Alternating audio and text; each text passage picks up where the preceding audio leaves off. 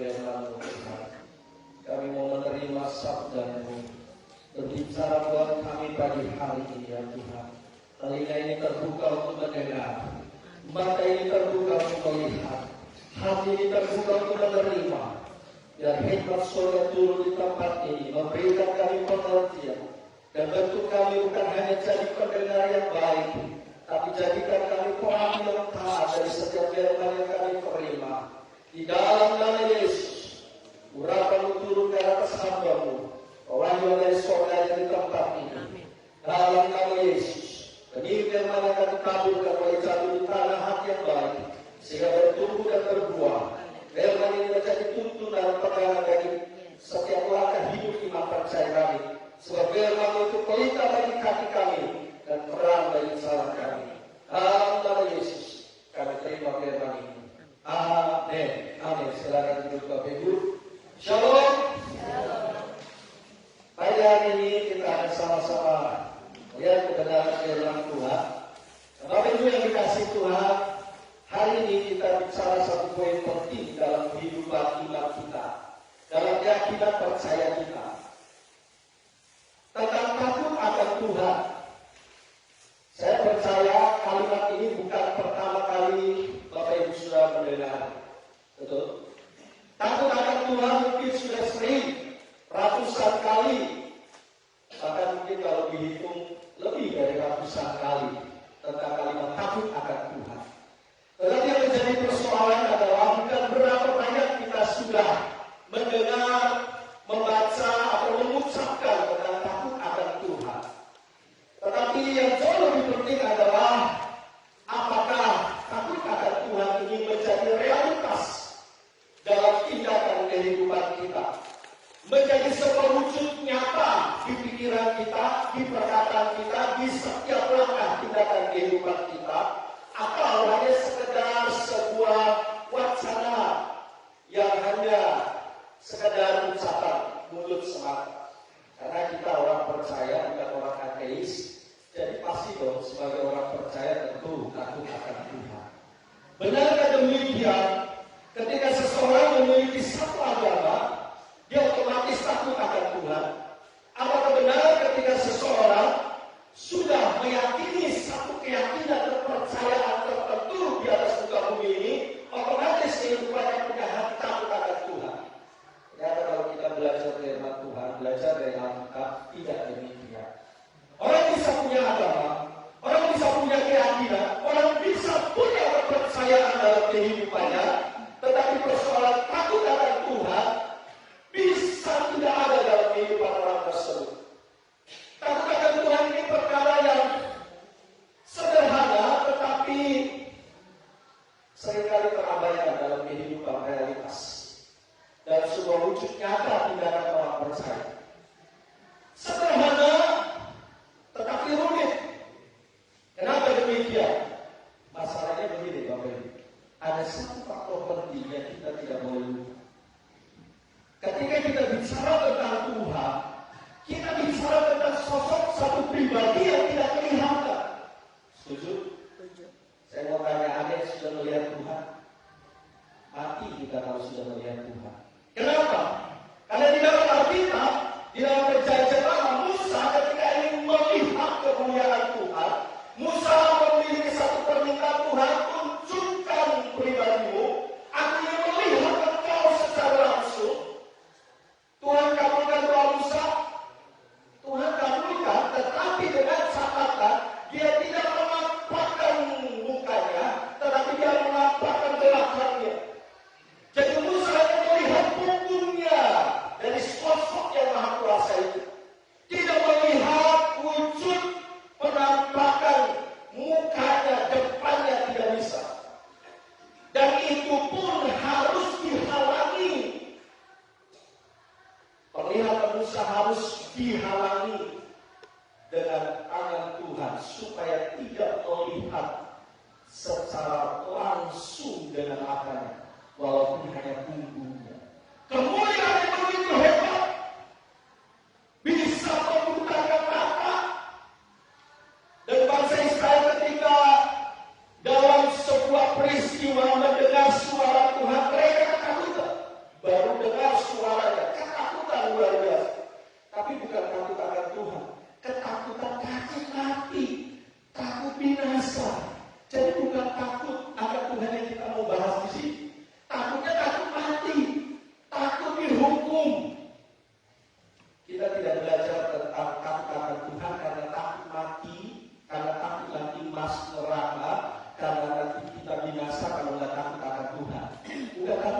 ini. Nah, bangsa Israel ketakutan walaupun mendengar suara. Kenapa?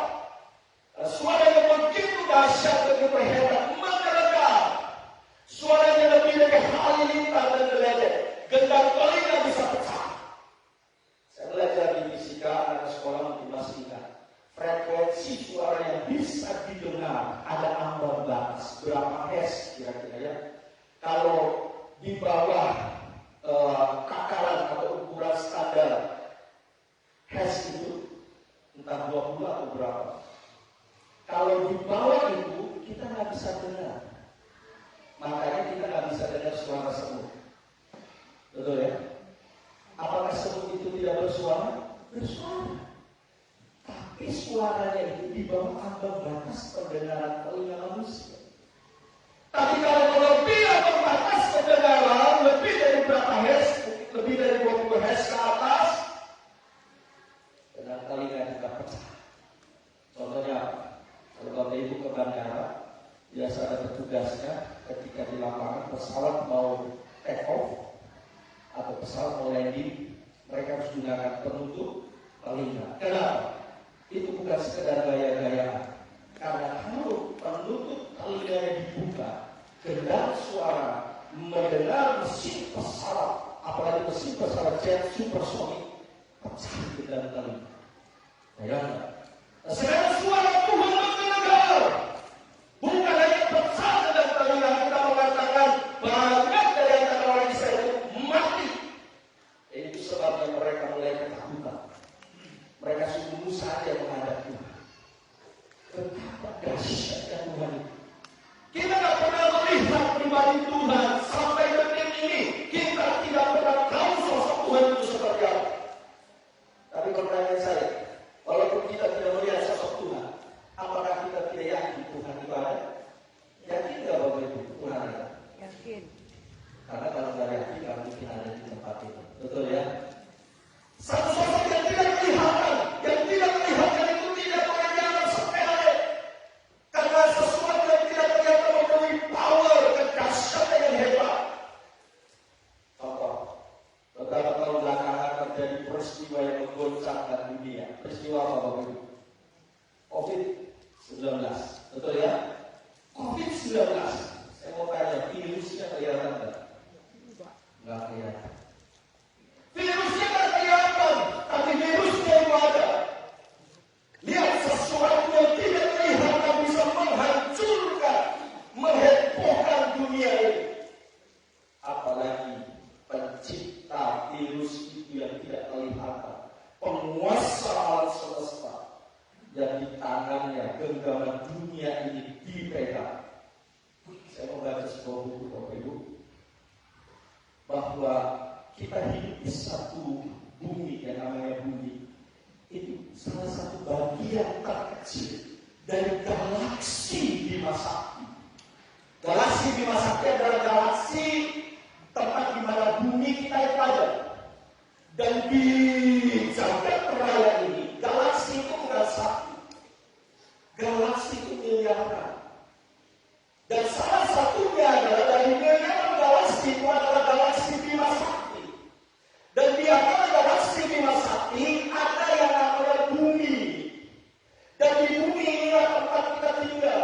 Kita tidak dilempar ke Jupiter, kita tidak dilempar ke Merkurius, kita tidak dilempar ke Venus. Di bumi. Tapi kalau Bapak Ibu membaca, mempelajari, melihat, sekarang gampang searching aja di Google. Ukuran bumi jika dibandingkan dengan benda-benda ruang angkasa lainnya, bumi nggak ada apa-apanya. Dibandingkan dengan Jupiter itu ibarat bola tenis meja dengan bola kasti. Kalian bola tenis meja dengan bola kasti, itu lebih gede mana? Lebih besar bola kasti atau bola bisbol. Tapi bola bisbol ini masih kalah, masih ada lagi bola liter atau bola basket. Bayangkan ukurannya semakin besar. Apakah itu sudah semakin besar? Tidak. Dan di antara jagat raya ini, Bima Sakti ini ada satu yang terdekat dengan galaksi Bima Sakti, namanya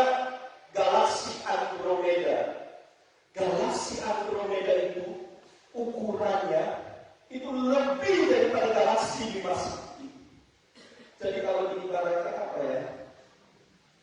Titik dengan bola basket. Butiran pasir dengan bola basket. Bayangkan, di masa itu butiran pasir, Andromeda itu bola basket. Di titik butiran pasir ini ada yang namanya bumi. Nah, kalau masih di masa ini ada setitik pasir, bumi itu segimana? Ya, kalau bumi sudah Bapak Ibu bisa pikirkan, sekarang bayangkan Bapak Ibu yang ada di dalam sebesar kecil sekali hidup ini. Makanya kalau kita tidak benar-benar mewujud nyatakan hidup iman percaya kita dengan takut akan Tuhan, maka kita menjadi sia-sia belaka. Jadi orang percaya yang hanya sekedar beragama, menjadi orang percaya yang hanya sekedar memiliki satu kehidupan keagamaan. Saya orang Kristen, saya hari ini harus ke gereja, hanya sebatas itu. Setelah itu apa? Setelah itu selesai hidup kita.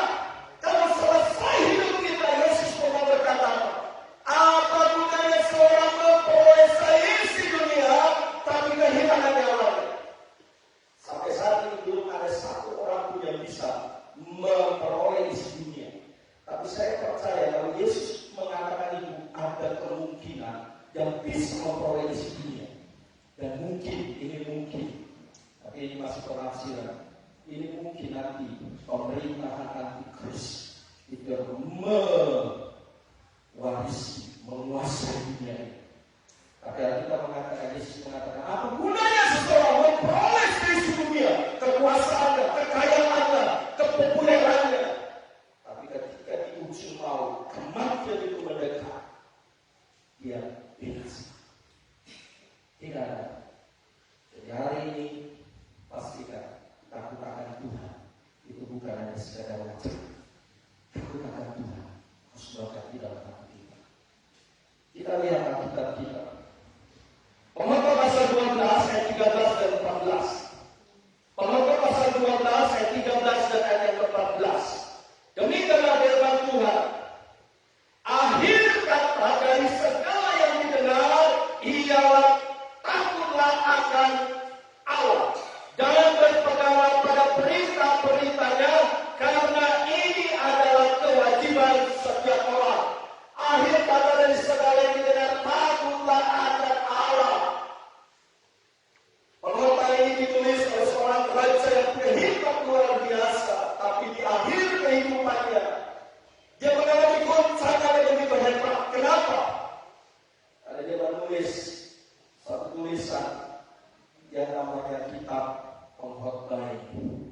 Kalau Bapak Ibu baca kitab Pengkhotbah di awal-awal pasal, itu tulisannya kesia-siaan, kesia-siaan, kesia-siaan, kesia-siaan di atas kesia-siaan.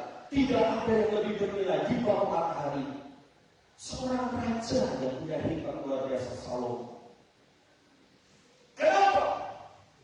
Karena dia mengalami satu peristiwa dalam kehidupannya, yaitu takut akan Allahnya mulai bergeser dari kehidupan. Kenapa? Karena dia punya pasangan hidup yang tidak seimbang. Punya pasangan hidup yang tidak seimbang. Makanya Bapak Ibu Saudara, ketika kita punya anak-anak atau anak muda, katakan muda, jangan salah pilih pasangan. Itu menentukan nasib kekal kita. Jangan cuma lihat cantiknya, jangan cuma lihat pintarnya, jangan cuma lihat kekayaannya. Tapi kita juga harus memperhitungkan kualitas hidup keimanan. Karena itu mempengaruhi perjalanan hidup kekal kita. Nah tadi di awal saya katakan, Yesus pernah bilang, apa gunanya kamu memperoleh sisi dunia? Kamu memperoleh ketenaran, memperoleh kekuasaan, memperoleh segala kesenangan dunia ini. Tapi pada akhirnya jiwa binasa. Sesenang-senangnya kita pasti akan berakhir kesenangan itu. Semiskin-miskinnya kita, sengsara-sengsaranya kita, penyakit yang bertubi-tubi, malapetaka yang bertubi-tubi pasti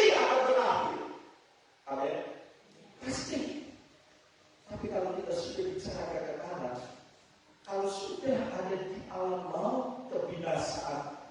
Kalau kita sudah sengsara di sana, itu nggak ada batasnya, itu nggak ada akhirnya.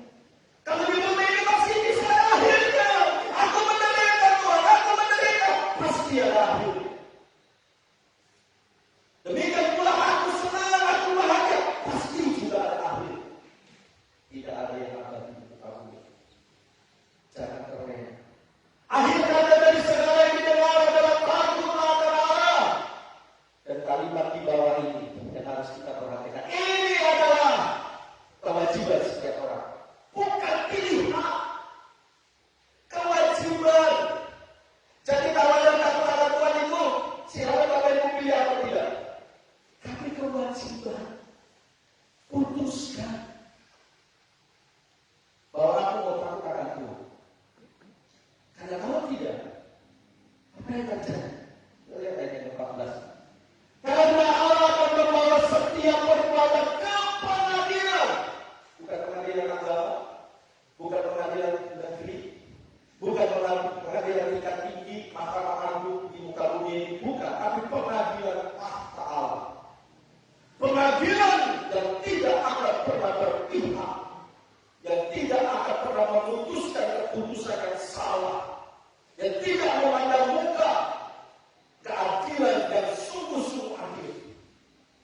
Sekarang di bumi ini keadilannya masih bisa dipertanyakan. Sehingga ada istilah hukum bisa tajam ke bawah, tumpul ke atas. Setuju ya? Tapi ketika pengadilan Tuhan itu tidak bisa tajam ke bawah, tumpul ke atas. Tidak bisa. Oh karena kamu pendeta, oh karena kamu orang kaya, oh karena kamu seorang yang punya kekuasaan, popularitas, berprestasi di muka bumi ini, jadi bisa mendapatkan kelonggaran. Tidak ada urusan. Oh kamu orang miskin, kamu orang punya apa-apa. Jadi hukuman akan diperberat. Tidak ada urusan di situ. Pengadilan itu akan berlaku atas semua manusia.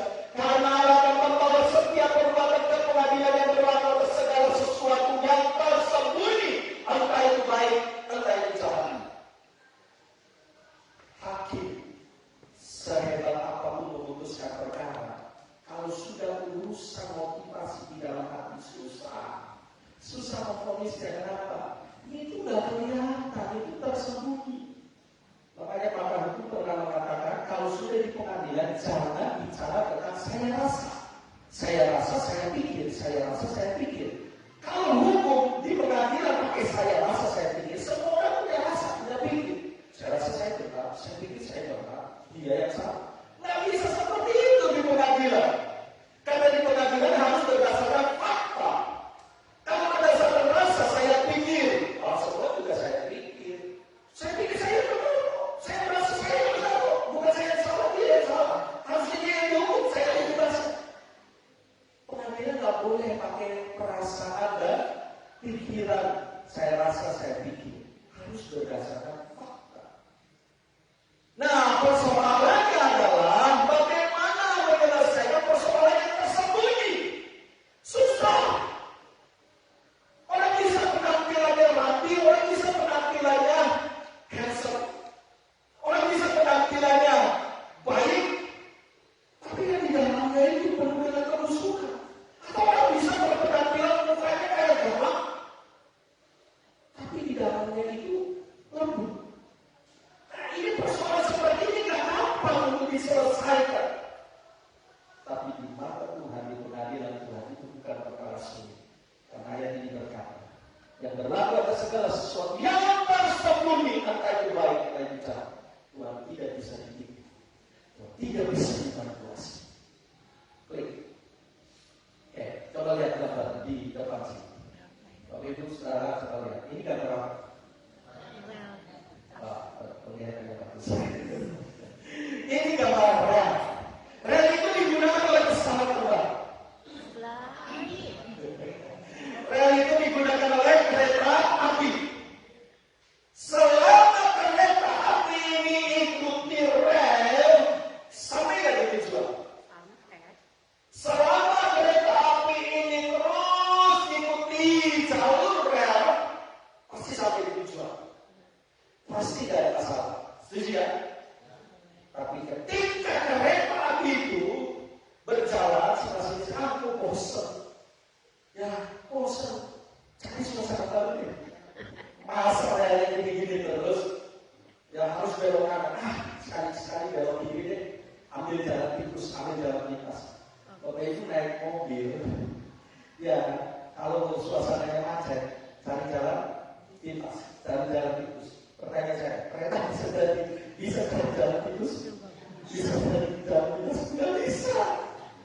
Bahaya kalau kereta cari jalan tikus atau masih bisa. Aduh, saya belum apa di jalan. Coba pakai Google Map. Masinis kalau pakai Google Map, repot. Ngapain ada rel? Kamu masih pakai Google Map? Setuju ya? Itu kan sudah ada rel ya, sudah ada jalurnya. Ikuti saja. Mau suka atau tidak suka, ikuti pasti sampai di tujuan. Tapi coba mulai berontak, coba mulai tidak ikuti rel itu, apa yang terjadi? Ini dia yang terjadi. Apa yang terjadi? Masalah, kecelakaan, anjlok kereta itu. Kalau saya boleh membahasakan ketika hidup kita seperti kereta api, maka jangan coba-coba keluar dari rel. Relnya Tuhan. Relnya itu apa? Ini rel itu. Jangan coba-coba keluar dari panduan. Jangan coba-coba melawan. Jangan coba-coba menentang. Berani coba-coba. Sedikit saja. Nggak banyak sih. Nggak 1 kilometer sih. Menyimpannya nggak sampai 1 kilometer. 1 meter aja. Geser. Keluar roda kereta api dari rel. 1 meter. Itu sudah cukup membawa malapetaka bagi kereta itu. Setuju ya? 1 meter saja itu cukup membawa malapetaka dan mendatangkan musibah bencana bagi para penumpang yang ada di dalam. Bisa mati. Beberapa minggu yang lalu itu kejadian di Bandung ya, kereta yang tabrakan. Padahal sudah mau dekat stasiun. Cuma kan itu tidak keluar rel sebenarnya. Cuma ini komunikasinya aja. Putus komunikasinya ya mungkin diskomunikasi. Karena keretanya yang satu mengalami keterlambatan. Coba komunikasinya salah, nyawa banyak yang melayang. Dulu kejadian tahun 1987.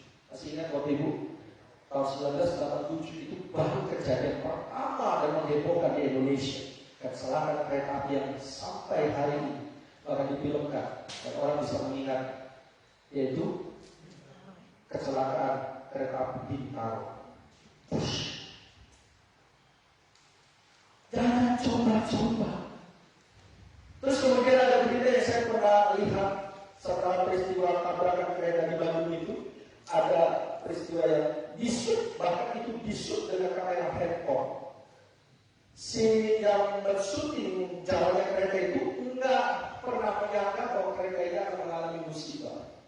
Tapi dia pikir dia sedang shoot supaya dia bikin rekaman tentang perjalanan kereta. Tapi ketika dia shoot, dia kaget. Ternyata tiba-tiba keretanya keluar rel, anjlok. Itu yang terjadi. Musibah yang terjadi. Jadi kalau hidup kita dibawakan sebuah kereta, jangan coba-coba keluar dari rel.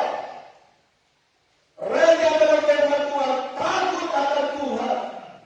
Tuhan memang akan kelihatan, tetapi sering ada orang menyepelekan. Saya percaya Bapak Ibu, kalau Tuhan kelihatan mungkin duduk di depan atau duduk di tengah. Pertanyaan saya sebenarnya, ada nggak yang punya sikap main-main dalam ibadah? Bisa-bisa tegang, apalagi yang dekat dengan Tuhan. Tegang, jangan Tuhan deh. Presiden misalnya datang, dia duduk di depan, ajudannya juga masuk. Aku berani modal mandir lalu lalang. Izin Pak Presiden. Enggak mungkin berani. Kalau jalan terdekat adalah lewat presiden, itu terpaksa muter. Buta. Kenapa takut akan Tuhan seringkali menghilang dari kehidupan orang percaya yang ngakunya percaya, yang ngakunya percaya, yang ngakunya orang Kristen, yang ngakunya bukan orang ateis. Kenapa? Salah satu faktor terbesar adalah karena Tuhan tidak kelihatan. Jadi dipikirnya kayaknya Tuhan tidak ada di sini. Kayaknya Tuhan lagi berkunjung dulu ke DKI. Kita sama-sama ibadah curhat dulu, atau ke gereja Partai Costa dulu. Sudah di Partai Costa, dia baru kunjungan ke GBI Hosana. Begitu? Alamak, nggak ada yang seperti itu. Dia omnipresent. Dia ada dimanapun pada satu waktu. Bukan memecah diri seperti film Naruto. Memecah diri. Itu satu kesana. Bukan. Tuhan tidak memecah diri. Bumi ada di tumpuan tangan. Bayangkan bumi. Jadi kalau di tumpuan tangannya kelihatan semua. Saya kasih di satu buku itu, Bapak Ibu. Bapak Ibu kalau malam-malam lihat bintang, pernah lihat bintang ya? Tapi jangan nyanyi ya, nyanyi. Bapak lihat bintang yang mau di bulan. Ambilkan bulanmu, sampai sebelum. Ambilkan bulanmu. Jangan bikin seperti orang tua. Kalau ada itu mungkin setapnya. Karena seperti sebelumnya. Gimana kalau mau ambil bulan? Nah ini bintang. Pernah lihat bintang ya? Nah, bila satu buku yang saya baca tersebut, bintang yang terlihat dan yang kelihatan itu, yang bisa kelihatan itu baru salah satu bintang. Di jagat raya ini, yang kelihatan di galaksi Bima Sakti, mungkin hanya beberapa. Tapi di jagat raya ada miliaran bintang. Dan yang kelihatan itu, yang kelihatan jaraknya di Bapak Ibu. 4,3 tahun cahaya. Bukan 3 tahun Masehi, bukan kalender. 4,3 tahun cahaya. Maksudnya apa? Kecepatan yang paling cepat adalah kecepatan cahaya. Kecepatan cahaya kalah, kecepatan suara kalah dengan kecepatan cahaya. Itu kecepatan cahaya. Kecepatan suara. Bisa kedengaran. Tapi cahaya sebelum cahaya itu sudah dulu. Kecepatan cahaya melebihi kecepatan suara. Kecepatan cahaya itu 182.000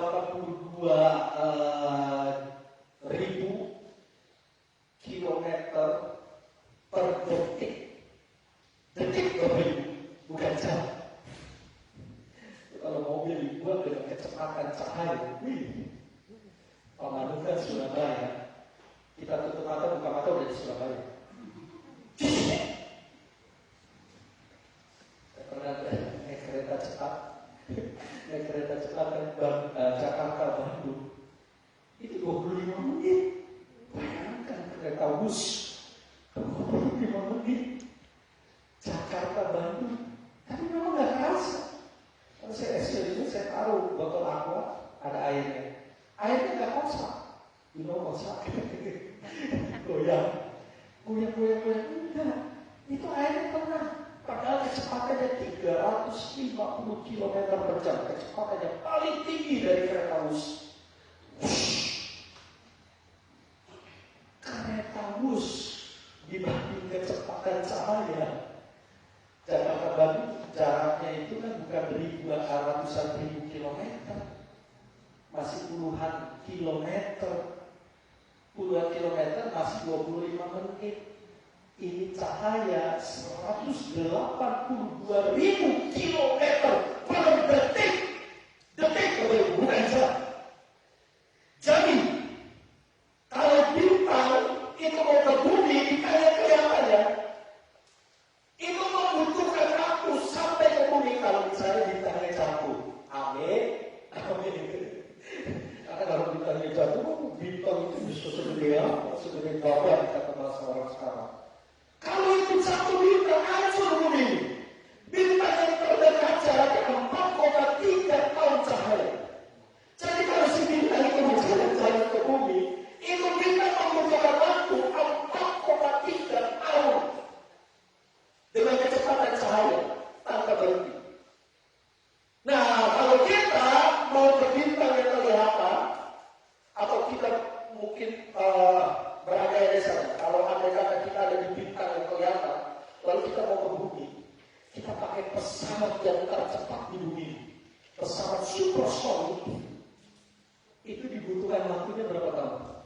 51 juta tahun. Dengan pesawat tanpa henti, nggak boleh stop isi bensin dulu. Pesawat itu isinya bensin, maksudnya isi BBM dulu, enggak, tanpa stop. 51 juta tahun baru nyampe. Cek.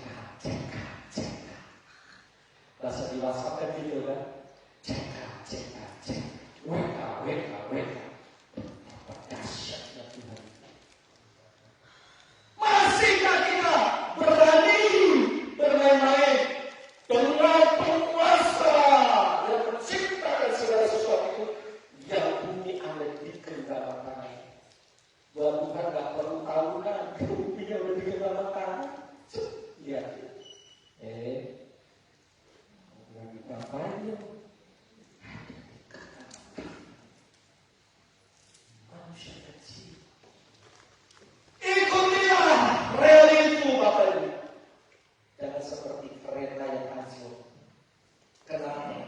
Ini karena ada persoalan yang terjadi. Dia keluar dari jalur. Saat hidup kita keluar dari jalur, pasti bermasalah. Ada sebuah penelitian. Ada satu penelitian yang dilakukan di Amerika pada awal abad ke-19 tentang dua orang tokoh. Yang satu namanya Matt Jukes dan satunya adalah Jonathan Edwards. Dua orang ini hidup pada zaman yang sama. Pada zaman yang sama dan dia hidup di satu negara yang sama tapi beda kota. Mereka hidup di Amerika.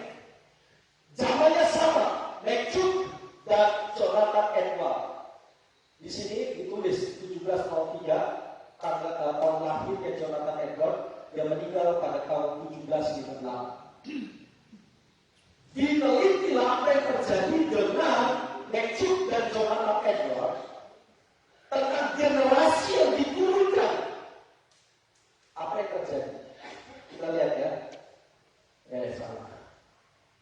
Matt Jukes, mungkin tulisannya kecil, saya akan baca. Matt Jukes ini, yang pertama, yang namanya Matt Jukes, dia seorang ateis. Jelas bukan orang yang takut akan Tuhan. Seorang yang hidupnya dihabiskan dengan mabuk-mabukan. Walaupun negara Amerika adalah negara Kristen, tapi dia ateis, dia tidak percaya Tuhan. Hidupnya mabuk-mabukan. Lalu dia menikah dengan seorang perempuan yang juga bukan perempuan yang bisa mendukung dalam keyakinan iman percayanya, sehingga dia cukup mengalami pertobatan. Tapi wanita yang dinikahinya juga wanita yang tidak baik-baik saja. Apa yang terjadi? Ketika diselidiki, sekarang di sini, Matt Jukes ini memiliki 1026 keturunan. Dari 1026 keturunannya itu diteliti, sekarang baik-baik, orang ateis tidak takut akan Tuhan. 300 orang pernah dipenjara rata-rata 13 tahun.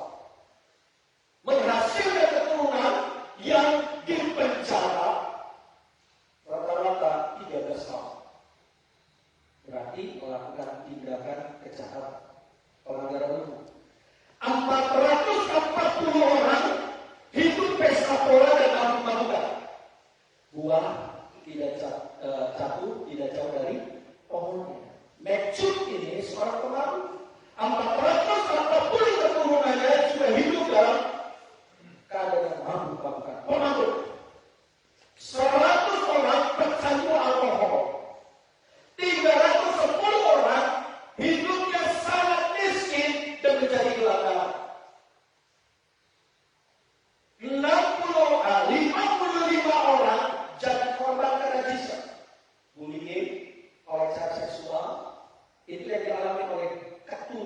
Meksyuk. 130 orang menjadi pelaku tindak kriminal. Perampok, pembunuh, pemerkosa, pelaku tindakan kriminal 130 orang. 60 orang sebagai pencuri dan perampok. 190 orang sebagai pelacur. 7 orang sebagai pembunuh. Dari angka yang disebut, apa yang kita dapat simpulkan? Keturunannya jadi baik? Tidak. Dan disimpulkan bahwa satu pun dari keluarganya, keturunannya, tidak ada yang memberikan kontribusi, memberikan pengaruh yang baik kepada lingkungan masyarakatnya, kepada negaranya. Malah mereka semua membebani negara dengan hutang. Keluarga Meksyuk dan keturunannya itu, kalau suruh bayar hutang kepada negara Amerika, total hutang mereka adalah $1.200.000. Bukan rupiah, $1.200.000.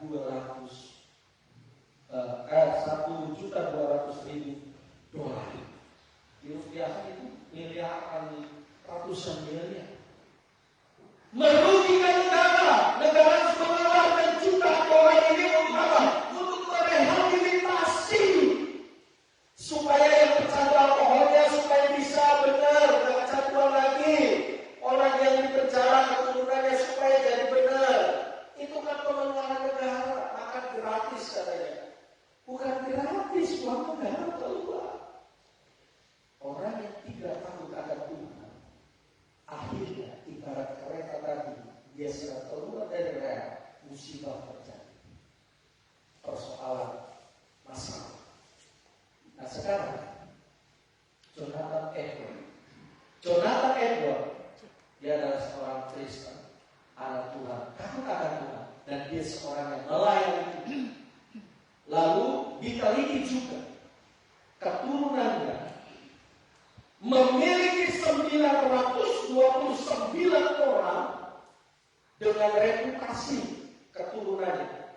300 orang menjadi pendeta, misionaris, dan guru. 300 orang.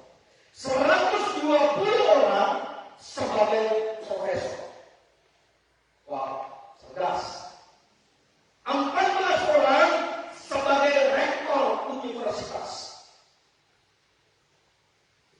Kemudian 60 orang lebih menjadi dokter. 110 orang menjadi pengacara. Beberapa menjadi pengusaha terkenal di Amerika. 3 orang menjadi anggota Kongres atau anggota DPR kalau di Indonesia. Menjadi anggota Kongres Senat di Amerika.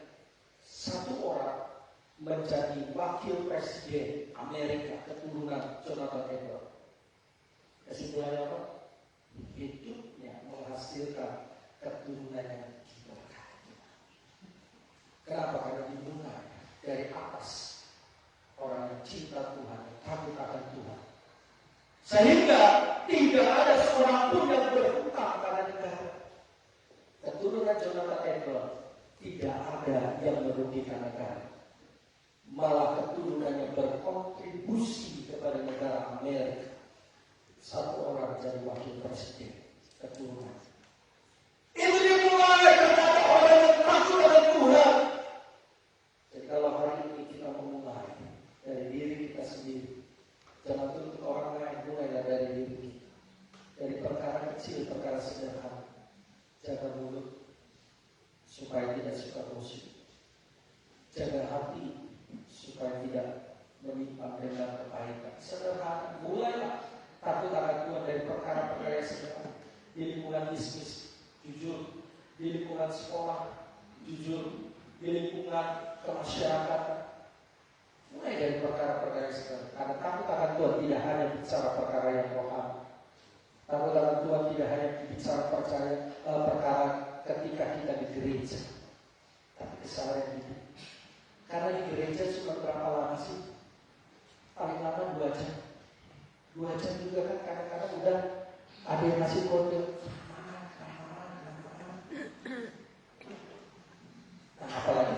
remaja di gereja. Satu-satu pura-pura kencing, apa kosong aja. I'm sorry. Ya, kalau gereja lebih banyak, yang pertama keluar, sepertinya kencing. Tapi kencing itu lebih baik. Buang air besar. Kalau buang air besar, buang banjir. Ya, satu-satu keluar. Berapa jam? Kita lebih banyak menghabiskan waktu di luar gereja. Setuju ya? Di lingkungan kerja, di lingkungan sekolah, di lingkungan masyarakat. Kolose pasal 3 ayat 17 dan 23 berkata, lakukan segala sesuatu seperti untuk Tuhan dan bukan untuk manusia. Mulai belajar. Jadi, saya catat di sini. Takut akan Tuhan itu apa sih? Takut akan Tuhan itu berarti yang pertama, menghormati Tuhan. Menghormati dengan cara apa? Kalimat sederhananya begini. Orang yang takut akan Tuhan adalah mengasihi apa yang Tuhan kasihi, membenci apa yang Tuhan benci. Jangan tanya lagi, seperti apa contohnya? Terlalu banyak. Kasihi apa yang Tuhan kasih, benci apa yang Tuhan benci.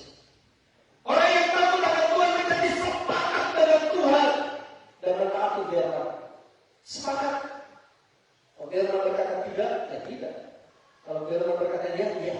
Jangan dia jadi tidak jadi ya. Jangan suruh Tuhan menyesuaikan dengan kondisi kita. Jangan suruh Tuhan menyesuaikan dengan agenda kita. Tuhan, jadilah seperti yang aku mau. Jangan suruh Tuhan membuat seperti itu. Dia yang berkuasa. Justru kita lah yang harus menyesuaikan dengan kehendak kita. Sehingga kita berkata seperti Yesus. Bapa, jadilah kehendak. Jadilah kehendak seperti yang kau mau. Takut akan Tuhan itu berarti merelakan diri untuk hidup dipimpin oleh Roh. Keinginan Tuhan bukan oleh daging atau keinginan manusia. Artinya menjaga kesucian hidup. Mari kita buka ayat yang terakhir. Klik ayat yang terakhir. 1 Samuel 2 ayat yang ke-30. Mari kita lihat Bapak Ibu. 1 Samuel pasal 2 ayat yang ke-30. Ceritanya ini tentang nubuat Tuhan terhadap keluarga Imam Eli. Keluarga Imam. Jadi bukan keluarga kafir. Bukan keluarga Nejuk. Keluarga Imam. Orang yang seharusnya memiliki reputasi benar. Orang yang seharusnya memiliki reputasi hormat kepada Tuhan. Imam. Bukan orang kafir. Tapi apa yang ditulis dalam 1 Samuel 2 ayat ke-30. 1 Samuel 2 ayat ke-30. Sebab itu, demikianlah firman Tuhan Allah Israel. Sesungguhnya aku telah berjanji, padahal Tuhan sudah berjanji menetapkan. Garis bawah itu. Kadang-kadang kan di dalam pemikiran kita, kalau Tuhan sudah berjanji, Tuhan pasti tetapi. Pasti. Pertanyaan saya, janji Tuhan itu bisa berubah.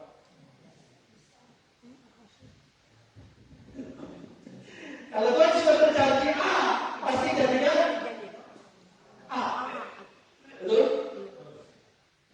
Bisa berubah jadi B nggak? Enggak. Mari kita lihat ayat. Mari kita lihat ayat. Sesungguhnya aku telah berjanji. Apa janjinya? Keluargamu dan kaummu akan hidup di hadapanku selamanya. Harusnya ditepati kan? Harusnya ditepati. Tapi kalimatnya belum selesai. Umar. Tetapi sekarang batal atau terjadi? Coba baca kalimatnya. 1, 2, 3. Jauhlah hal itu daripada sama-sama. 1, 2, 3. Jauhlah hal itu daripadaku. Ada yang belum dapat. Sesungguhnya aku telah berjanji keluargamu dan kaummu akan hidup di hadapanku selamanya. Tetapi sekarang demikianlah firman Tuhan, baca.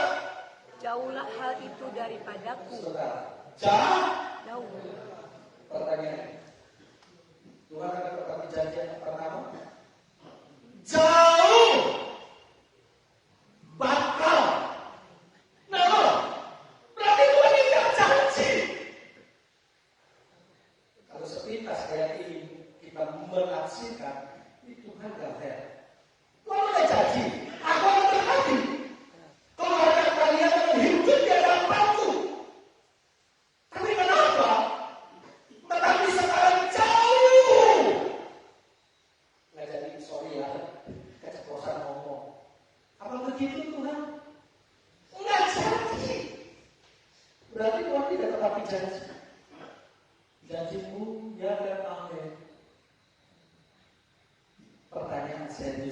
Benarkah Tuhan tidak tepati janji?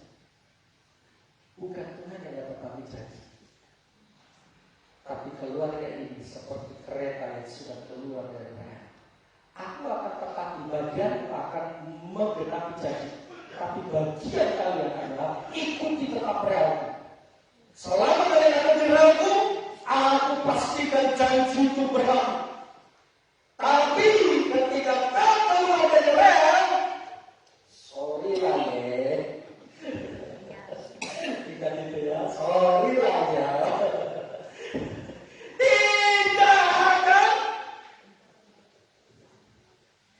tidak akan terjadi.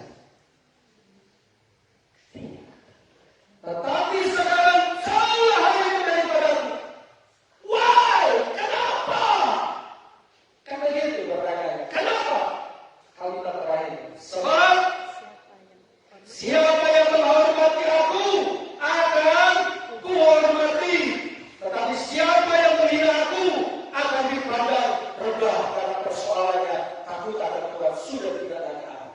Kalau Bapak Ibu baca perikop sebelumnya di ayat yang ke-11 mulai, itu judulnya kejahatan anak-anak Imam Eli. Tuhan harus punya ketegasan, dan Tuhan pasti tegas. Kita harus memandang Tuhan, Dia Allah yang punya kasih, tapi Dia juga Allah yang konsekuen. Dalam pasal 6 ayat 7 berkata, jangan sesat. Allah tidak biarkan dirinya dipermainkan. Kau tabur, kau tuai. Dan Allah tidak membiarkan dirinya dipermainkan. 1 Samuel 2:30. Siapa yang menghormati aku akan aku hormati. Tapi siapa yang tidak menghormati dipandang rendah. Aku berjanji, kamu diberkati. Tapi sekarang jauh daripada apa janji Tuhan bagi kita? Yang terbaik atau justru kita menerima keburukan? Dan putusan yang ambil hari ini, aku harus punya hati-hati akan Tuhan. Karena ayat di awal tadi berkata, ini kewajiban setiap orang. Amin. Mari kita bagi bersama-sama Bapak Ibu. Kita akan pujian seperti wanita yang mengurapi Tuhan. Demikianlah hidupku, mau belajar untuk mengasihimu, untuk melayanimu sampai akhir, sampai mata ini tertutup di dunia, dan sampai kita menerima mahkota kehidupan. Kita tetap setia, takutlah akan Tuhan.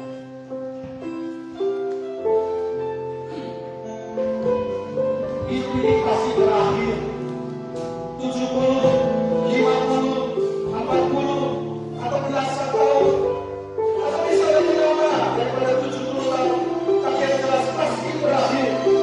Dan setiap orang yang berhadapan menikahkan pengadilan, dan dalam orang melakukan pengadilan itu, dan menyelidiki sesuatu yang tersembunyi dan memberikan keputusan. Seperti wanita yang mengurapi